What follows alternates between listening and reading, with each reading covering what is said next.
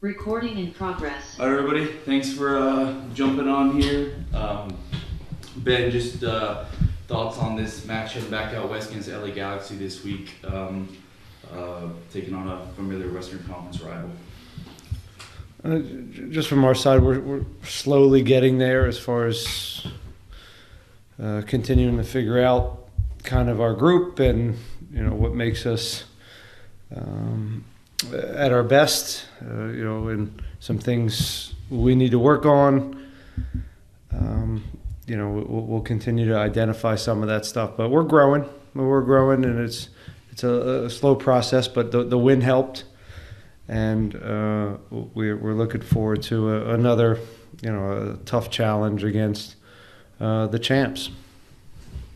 Thanks for that. All right, we'll start with Dustin. Go ahead, Dustin. Hey, Ben. Hi, Dustin. A new goalkeeper today, Jonathan Bond. How do you see him fitting into the team, and when do you see him being available going forward? Well, he's available as of today, and he's a guy that knows our league, and he's a seasoned goalkeeper. So I don't think anybody's surprised that we picked somebody up with Andrew going down. Blake's done a hell of a job so far. But we, look, when Andrew went down, we were always going to bring in another goalkeeper. And just this Galaxy team, very different than they were last year, coming off a midweek Champions Cup loss. They haven't won yet this season. All those things, does that make it harder for you guys to go in there against a team that's kind of got their backs against the walls? Well, we have our backs against the wall. I mean, I don't know if you're looking at our season, so don't. I don't feel bad for the LA Galaxy. Anytime you have in the lineup now Paintseal and Peck, it's the best 1-2 punch maybe the league offers, and they're back. And I think if you watch the Tigres game, you can see that this is a damn good team, and they're just good. They'll be just fine. They've got a good group, and I have no doubt that they'll be there in the mix when once they get their pieces back, but they're very dangerous. I thought they played very well in Mexico, which is a tough guy. I thought it was their best performance to date. So we'll be ready for a very good team. Thanks, Ben. All right, we'll go to Jorge in the room. Coach, just to piggyback off that question, you've just come off your win. LA Galaxy still hasn't won a game. How do you continue that road warrior mentality? You picked up some points on the road as well. Yeah, it doesn't. Their results and what they're about, really, their form, the results. It doesn't really affect us. We go about this in the same way. We identify, as best we can who they're going to play, and as I say every week, we're going to identify their strengths and weaknesses, and try to give our guys as much information on them as possible, and again, give ourselves a chance. Be tough to play against on the road. That's been a fairly good recipe for 2 of the 3 games. Again, Portland, I thought we were more exposed, and we forgot about some of the little things that gave us success in Columbus and Seattle, and we just got to find that balance. But this is it's a tough place to play. They're a very good team, but don't let their record fool you. When they have these 2 attackers in the lineup, and they're in some ways similar to us, and some changes, and they're tinkering and figuring out kind of the best group right now in this moment before they get reinforcements. But part of that reinforcement was Paintseal coming back in the lineup, and when those 2 are on the field, him and Peck, it's a pretty nasty transition team. They continue to keep the ball in a good way. I think Greg's done a good job of throwing different things at you on from their offensive standpoint to bring overloads and get some of these guys in isolation. So it'll be a very, very difficult game. And then just any update on Linker's status? Will he be available anytime soon? Soon.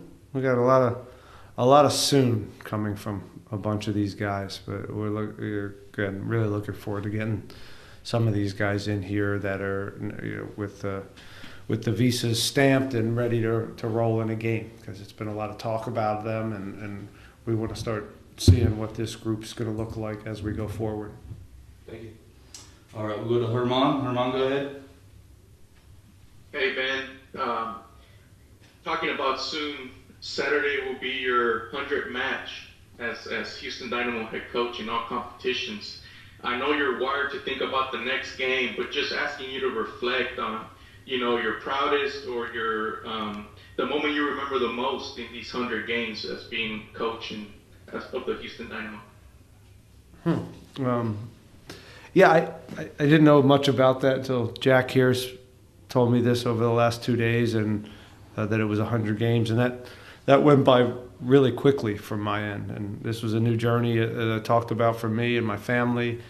Was in the Northeast for most of our lives, and this was a big move. And you know, I think if I look back over the 2 years, I think we've made some strides with the club and with the team. And you know, I look to hopefully have another 100 to continue to grow this project that I was excited about when I first came here, and am equally as excited about in this moment. As far as, you know, memorable times, certainly the Open Cup, holding a trophy is a very, very difficult thing to do in this business. And it's a bond you have with the players in that time and the staff, and you have that for the rest of your life. And so that was obviously the moment. But again, it took some time away. It's been nice to get back in the game and build some relationships with players and staff, and see a new community. Texas is a great state. It's a wild state, and I'm pleased and humbled to be here.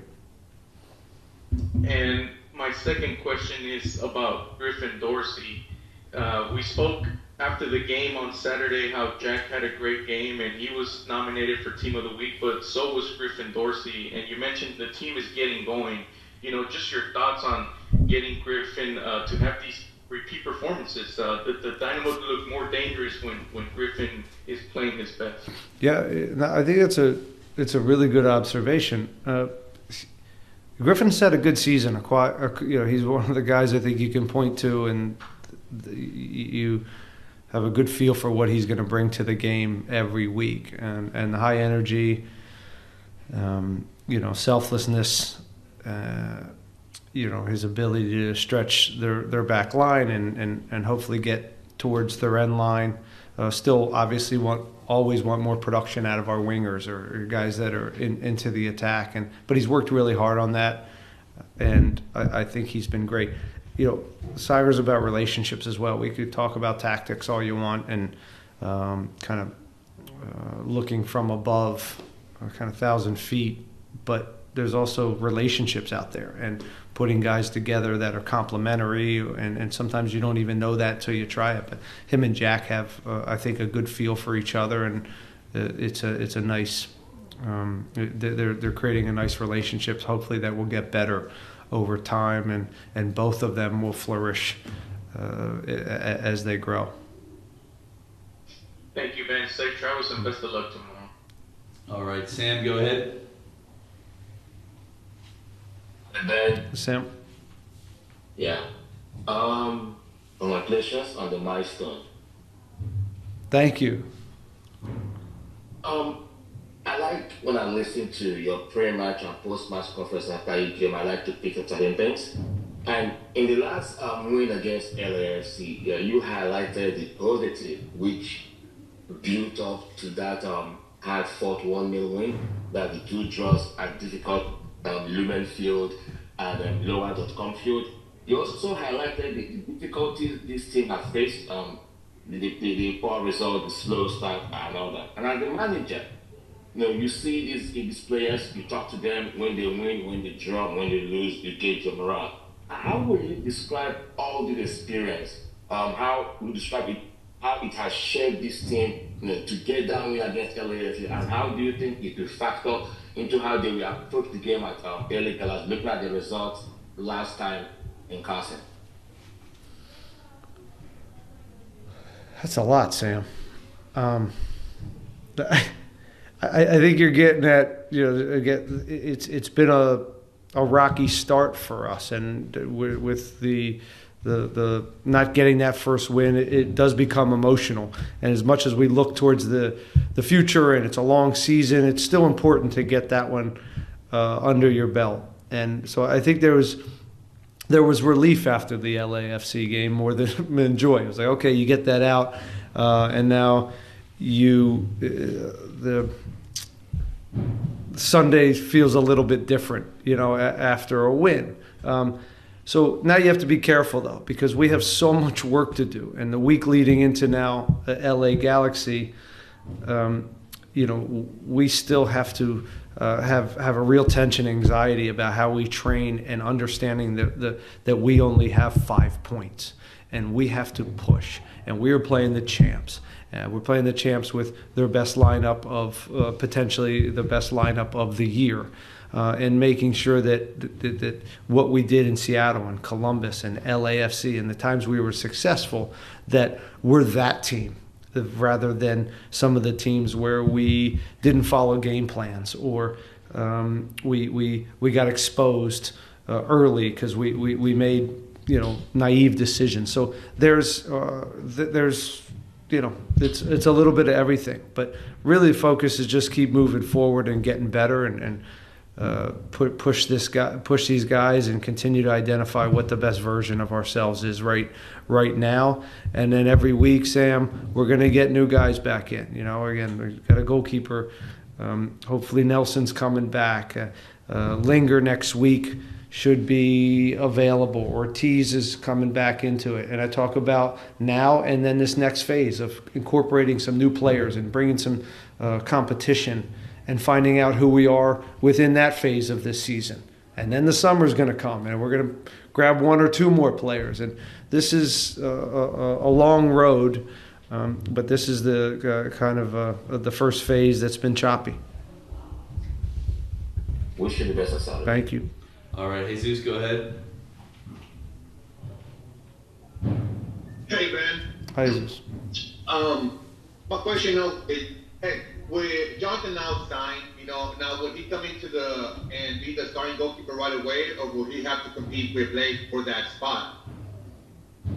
Yeah, everybody's going to compete. And, Blake's done a good job.